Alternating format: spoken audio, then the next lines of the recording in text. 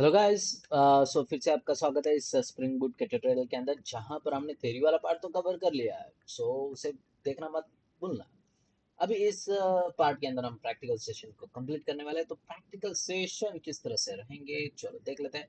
Practical session के अंदर हमें चाहिए classes and all this things. चलो, रेस्ट एपीआई प्रोजेक्ट हमारे पास ऑलरेडी अवेलेबल है। रेस्ट एपीआई प्रोजेक्ट के अंदर एंटिटी था, एंड देन रेस्ट एपीआई के अंदर हमने कंट्रोलर भी बनाया। Okay, here is the controller. Open कर रहा हूँ, और कंट्रोलर के अंदर हमने बहुत कुछ, आई थिंक,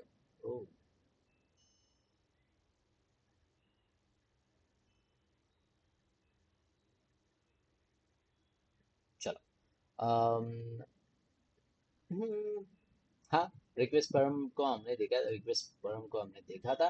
फिर भी मैं आपको यहाँ पर एक बार और फिर से दिखा देता हूँ। ओके, डेटा को किस तरह से ट्रांसफर किया जाता है। आपको कोई प्रॉब्लम नहीं आएगी, अनइवनली आपने देखा होगा तो भी कोई प्रॉब्लम नहीं है। Let's create one another controller for data testing के लिए। सेव कर लेता हूँ, एंड हियर राइट क्लिक,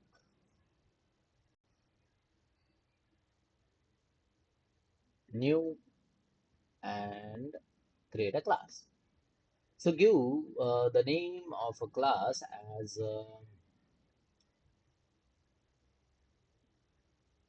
कौन सा, प्रोडक्ट। हाँ ठीक है ना, प्रोडक्ट कंट्रोलर नाम दे देते हैं। Product rest controller, rest controller. Okay, मैंने नाम दिया। अब रेस्ट कंट्रोलर नाम दो या ना दो, it's overall depends on you. Here I just want to write here as a request, नहीं, रेस्ट कंट्रोलर। ओके, एंड उसके बाद I just want to write here as a rest request mapping. Request mapping, and request mapping को मैं बताना चाहूंगा कि यहाँ पर प्रोड, ओके, प्रोड बोलकर मैंने बोला, यानी ये डायरेक्टली इसी क्लास को देखे। अब उसके बाद मैं प्रोड बोलने के बाद मैं क्या करना चाहता हूँ, वहां से डेटा को एक्सेप्ट करना चाहता हूँ। I want the data from the user side. किस तरह से, यहाँ पर मैं बनाऊंगा पब्लिक, पब्लिक बोला, public, and string. I just want to return the data in a string format. String get uh, product id. It's just simple. Okay, मैं id वहां से एक्सेप्ट करना चाहता हूँ, एंड उसके बाद रिटर्न करना चाहूंगा, रिटर्न कि you entered product id is। Okay, मैं जस्ट इस तरह से, अब यहाँ पर मुझे उसको एक्सेप्ट करना पड़ेगा, राइट, एम आई राइट? तो उसके लिए मैं यहाँ पर आईडी को यूज करूंगा in int format, if you want whatever. Okay, ID मैंने जस्ट सिंपल लिखा है। ओके, इसके बाद यहाँ पर सिस आउट करना चाहूंगा। सिस आउट के अंदर आईडी को प्रिंट कर लेते हैं, आईडी इज कोलन, और उसके बाद आईडी को प्रिंट कर लेता हूँ प्लस ऑपरेटर के साथ। कितना सिंपल है, इतना सिंपल है। उसके बाद यहाँ पर मुझे तो ये एनोटेशन देना पड़ेगा। मैं यहाँ पर बोलना चाहूंगा post mapping, depends on you. Okay, post mapping और गेट मैपिंग, ये if you want the data just like product 1, I want the data of a product 1, product 1 का पूरा डेटा चाहिए। Here I just want to get mapping. Okay, मैंने get mapping लिखा। Get mapping के अंदर मैं लिखूंगा product data slash and then curly braces of id, here I just literally write here like this। okay, मैंने इस तरह से लिखा है। अब मुझे पोस्टमैन टूल लगेगा। अभी फिलहाल के लिए मैं क्या करता हूँ, गेट मैपिंग है तो कोई प्रॉब्लम नहीं आएगी। मैं इसको ब्राउजर पर रन करके देखता हूँ कि ये एक्चुअली वर्क होती है या नहीं। इसके लिए पहले मुझे रेस्ट एपीआई को रन करना पड़ेगा। Right click on the project, run as Spring Boot app. Okay, और मैंने स्प्रिंग बूट ऐप को रन किया। रन करने के बाद कुछ इस तरह से दिखेगा। कहाँ चला गया console, please come here fast. Okay, may be थोड़ा सा मेरा लैपटॉप स्लो हो गया है इसकी वजह से।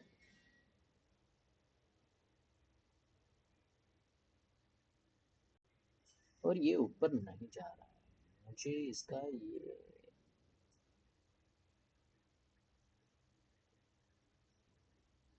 ठीक है, ओके। रेस्ट एपीआई डेमो मैंने ये कहाँ से रन किया? सो ये था, हमने लास्ट वीडियो के अंदर यहाँ पर लिखा था।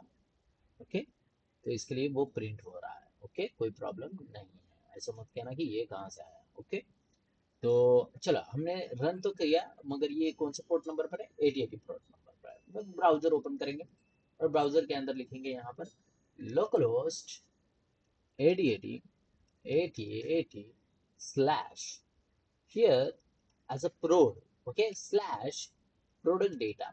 अब यहाँ पर स्लैश प्रोडक्ट डेटा ये है, तो सिंपली कॉपी करो। ओके, कॉपी किया, पेस्ट किया, उसके बाद स्लैश बोलूंगा। स्लैश बोलने के बाद आईडी में ट्रांसफर करना 123, simple, and then hit the enter button. अब मैंने एंटर बटन जैसे ही दिया, अब देखते हैं क्या होता है। कुछ नहीं, रिफ्रेश हो रही है, बस ओनली रिफ्रेश हो रही है। और अगर मैं यहाँ पर देखूँ, ओ समथिंग वियर्ड हैपन, यानी मुझे यहाँ पर कुछ तो मिला। ये देखो यहाँ पर स्टेटस क्या है, 500, यानी सर्वर साइड एरर। ये देखो, अगर आपको नहीं समझ, internal server error, server side से एरर आ रहा है। अब ये एरर क्या कहता है, यहाँ पर भी आप देख सकते हो, error error error error servlet dispatcher कर दिया है। तो optional int parameter id is present but cannot be translated into null। Okay, मुझे नल मिल रही है, अगर तुमने तो आईडी वहां से ट्रांसफर की थी, तो यहाँ पर कैसे नल मिल रही है? तो अगर आप यहाँ पर देखोगे तो value due to being declared as a primitive type, consider declaration it as a object wrapped from the corresponding primitive type। Okay, अगर हमने देखा तो हम बोलेंगे इसको रैप कर लेते हैं। सो मैं यहाँ पर इंटीजर, जो कि रैपर क्लासेस होते हैं, उसके अंदर मैंने रैप कर लिया, यानी मैंने डायरेक्टली बोला कि इंटीजर को यूज कर। अब मैं चलो इसको हिट कर लेता हूँ, फिर से मैंने एंटर बोला, अरे यार सेम एरर, फिर से ऑप्शनल पैरामीटर इन, सेम एरर। यानी हमने इंटीजर को अंदर रैप करके भी कोई प्रॉब्लम नहीं, यानी फायदा ही नहीं है। तो आप इंटीजर नॉर्मल रख सकते हो। बट यहाँ पर ये क्या कहता है कि यहाँ पर तो आईडी आ रही है, बट इसको कैसे पता? तो वो बताने के लिए हम यहाँ पर एक एनोटेशन यूज करेंगे, इसको बोलेंगे path variable. Path variable just simply meaning it's a path. और पाथ आने के बाद उसके अंदर का जो वेरिएबल है आईडी, उसकी वैल्यू इसको दे देने का है, बस सिंपल। बट कैसे देने का है? अगर उसका आईडी और इसका नेम, यानी ये नेम और ये नेम दोनों अगर सेम है, तो ही उसकी वैल्यू वहां पर जाएगी, अगर नहीं है तो नहीं जाएगी। ओके, तो चलो चेक कर लेते हैं। सो मैं यहाँ पर बोलूंगा एंटर। एंटर करने के बाद यस, यहाँ पर कुछ तो एरर आया, मे बी इट्स, हाँ रनिंग। और यहाँ पर आईडी इज 123, फिर से मैं यहाँ पर, हाँ आ गया वैल्यू। तो वो थोड़ा सा प्रोसेस में था। और यहाँ पर देख सकते हैं आईडी 123। और मैं यहाँ पर डायनामिकली आईडी भी चेंज कर सकता हूँ, मैंने आईडी इतनी बड़ी दी। और यहाँ पर भी आप देख सकते हो आईडी आ चुके हैं। तो इस आईडी को मैं ट्रांसफर कर सकता हूँ क्या? सो मैं प्लस ऑपरेटर को यूज करूंगा और आईडी को ट्रांसफर करूंगा। ठीक है, चेक करने के लिए फिर से ये रिफ्रेश हो गए। रिफ्रेश हो जाने के बाद हो जाना, ओके, एंड देन बूम, आप देख सकते हो यहाँ पर इस तरह से आपको डेटा देखने को मिला। और कुछ कहेंगे, अगर मुझे यहाँ पर थोड़ा सा बहुत ही हाई इसमें दिखाना है, सो तो यूज करो लाइक दिस फॉर्मेट में। यस, हम यूज कर सकते हैं क्या? चलो देख लेते हैं H1, और मैं यहाँ पर यूज करूंगा H1। ओके, और ये फिर से रीस्टार्ट हो चुका है। अब ये करने के बाद चलो एंटर कर लेते हैं, क्योंकि ये ब्राउजर है, तो ब्राउजर के अंदर, अरे यार, हाँ आ गया।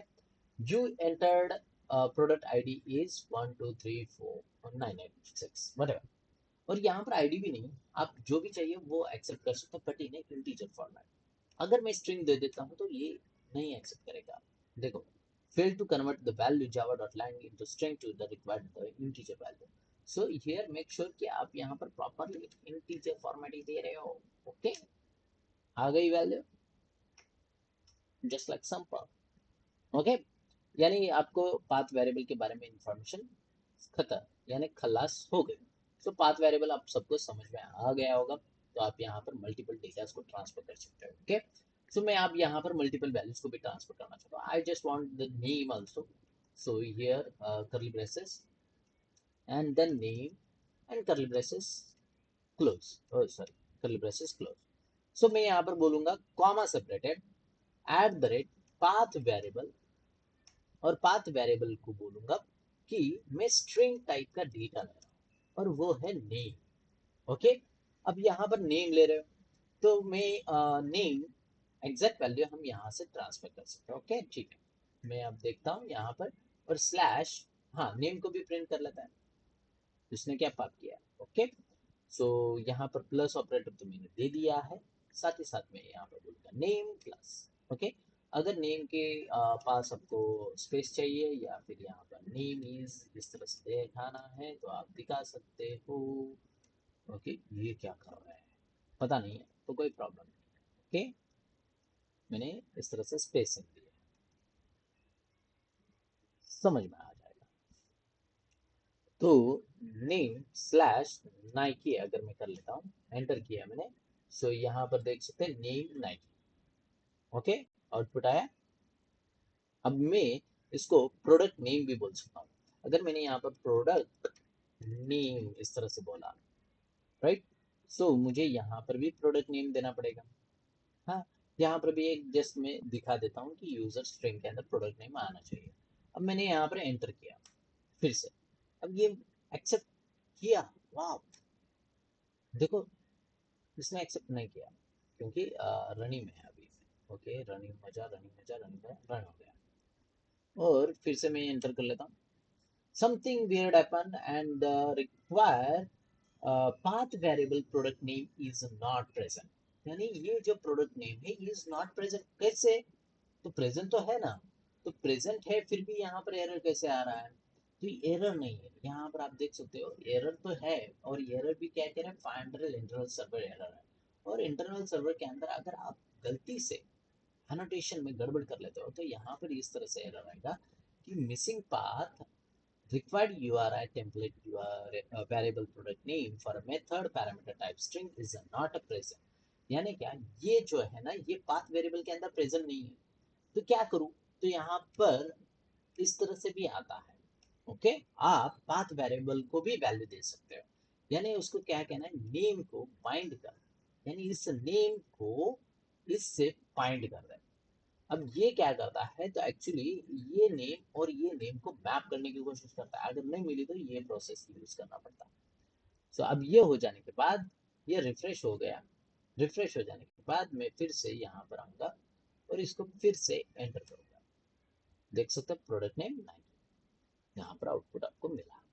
तो ये था पाथ वेरिएबल के बारे में इंफॉर्मेशन। ठीक है, सो सिंपल पाथ वेरिएबल था, इसके अंदर कोई कॉम्प्लिकेटेड थिंग्स नहीं थी, और हमने बहुत कुछ यहाँ पर एक्सप्लोर भी किया पाथ वेरिएबल के बारे में इंफॉर्मेशन। अब नेक्स्ट वीडियो के अंदर हम देखते हैं कि रिक्वेस्ट परम को हम किस तरह से यूज करेंगे। सब मैंने एकदम सिंपली सिंपली रखा है, तो आपको कोई प्रॉब्लम नहीं आनी चाहिए। सो मिलते हैं नेक्स्ट वीडियो के अंदर जहाँ पर हम रिक्वेस्ट परम को देखेंगे, जो कि यूजर से वैल्यू एक्सेप्ट कर रहा है, it's not a big deal. So मिलते हैं नेक्स्ट वीडियो के अंदर, टाटा बाय बाय। अगर इस चैनल पर नए हो तो सब्सक्राइब करना मत भूलना एंड शेयर करना मत भूलना गाइस, और लाइक एंड डिसलाइक जो भी आपके हैं कमेंट्स भी करना मत भूलना अगर आपको कुछ नया चाहिए तो भी। ओके, मिलते हैं नेक्स्ट वीडियो के अंदर, टाटा बाय बाय गाइस।